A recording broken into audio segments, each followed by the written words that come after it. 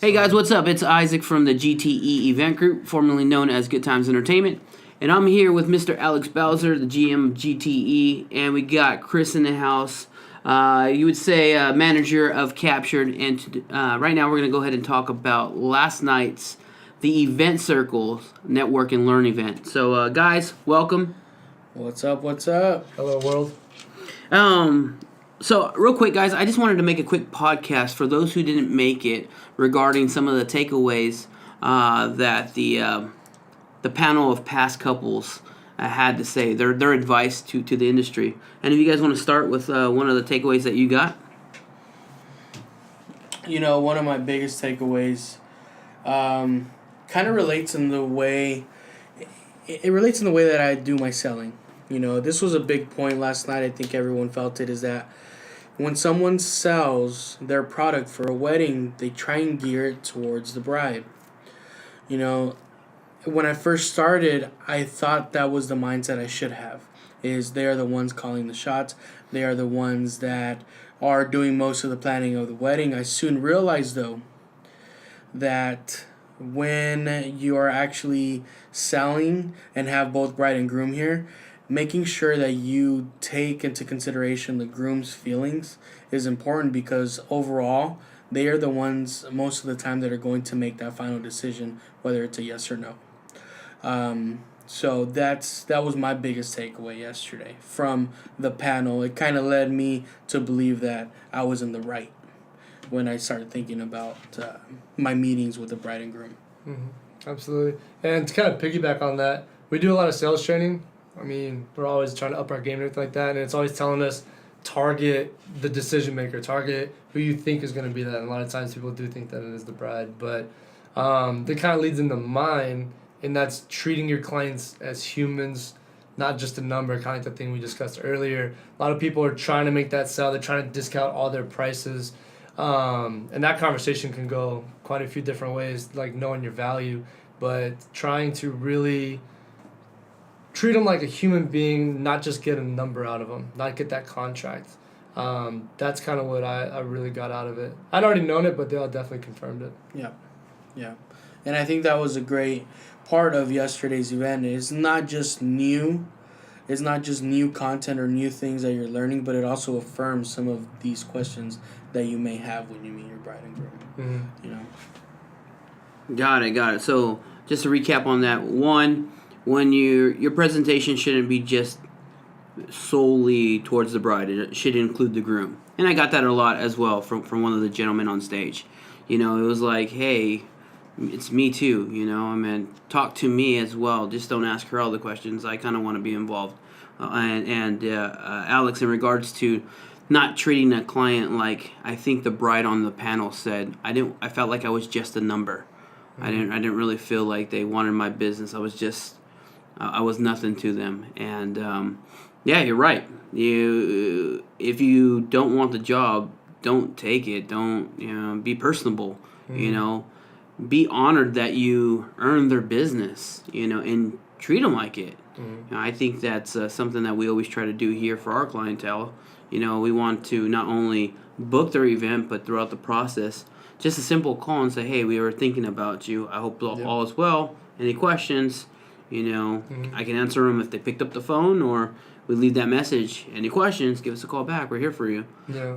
I wish a couple of the couples actually touched on that, about the experience. Because for the bride and groom, it is a magical experience from beginning to end. I mean, it starts off with their first date, their love, so they have the whole journey, and then they get engaged, and as soon as they start to tackle that planning process, they're finding out that they have to meet with all these vendors and stuff like that, and they're making all these decisions, budgeting things, and for it not to be magical, not the best experience. And like you just said, we do try to provide that really good experience, which kind of tacks onto what one of the other brides said, and that was moving forward with vendors that were really passionate about what they are doing, that they're super excited to be able to do this and to get to spend these moments with people with the best experience of their life. Most definitely. Any other takeaways that you guys got? A lot of people kind of undervalue coordinators, whereas other vendors will cherish them, especially when it's done right. I think that's kind of like a misconception that most people don't think that they need a coordinator, but I think that they are definitely well worth it. So yeah, it did seem like the panel was kind of split. You know, half had coordinator, half didn't, and I agree with you, Alex. And the way I look at it is, a wedding coordinator is kind of like the coach, and you know, us being in the DJ industry, the MC, we're the quarterback. We're the one actually calling the plays that the coach is telling us to run. You know, and a great coordinator, I mean, oh my gosh, she not only makes the couple's lives easier, but you know, a good one makes our lives easier and our job easier. So I'm with you 100% on that. Any other takeaways you guys got? Yeah, absolutely.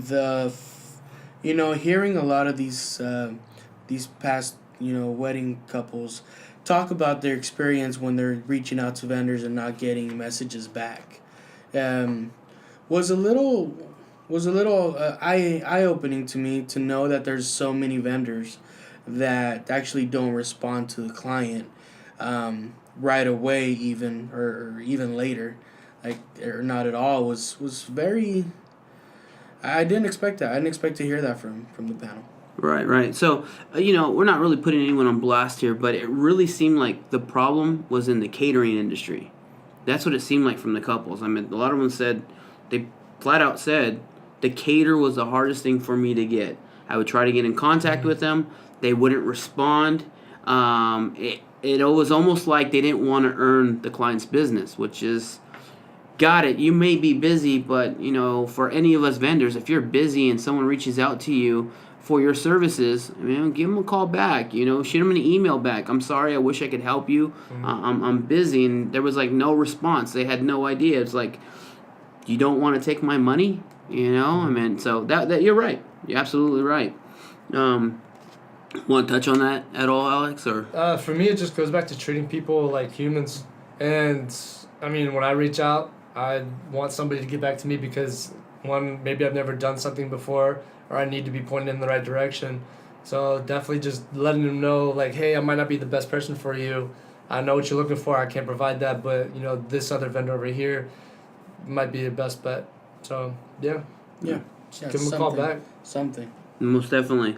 So a takeaway that I kind of got out of this was listening to what the clients want, not doing your own thing.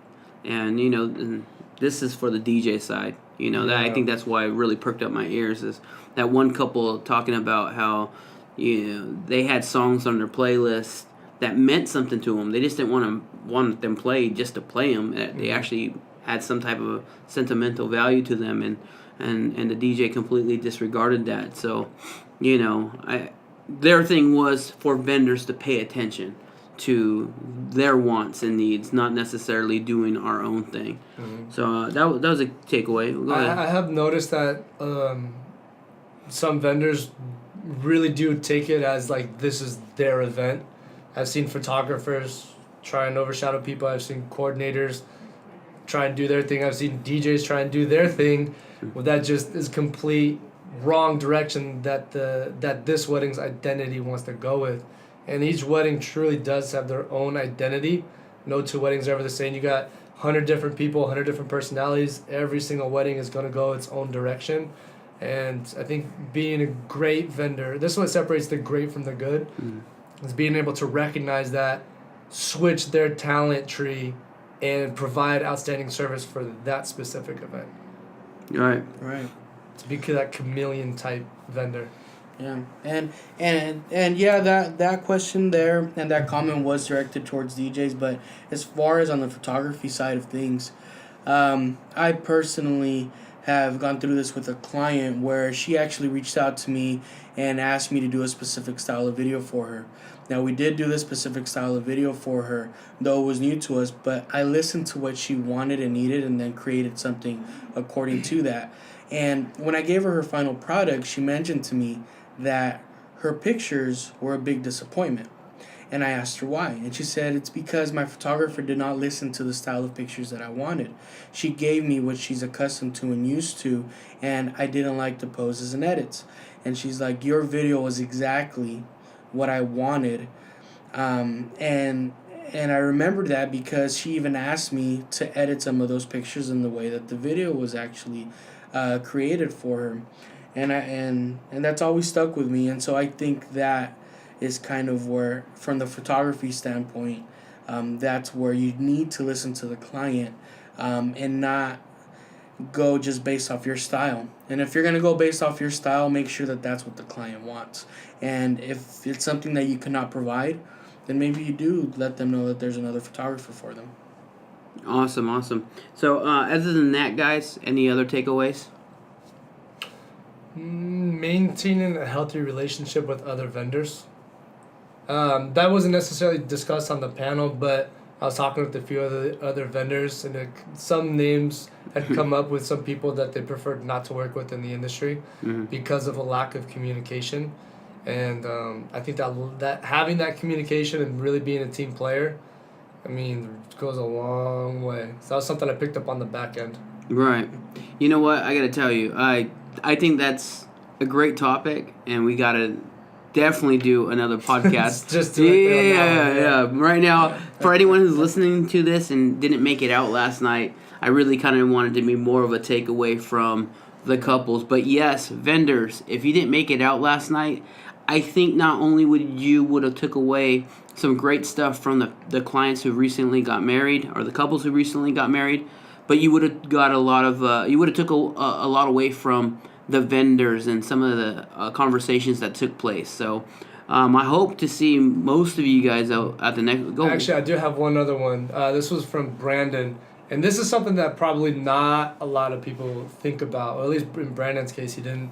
It kind of goes back to that communication, but communication with the clients, not necessarily, on the vendor to client relationship, but more between their families and making sure that they're prepared for that as well, and how the families were going to interact with each other. So a takeaway from that would be to potentially have like families meet with each other prior.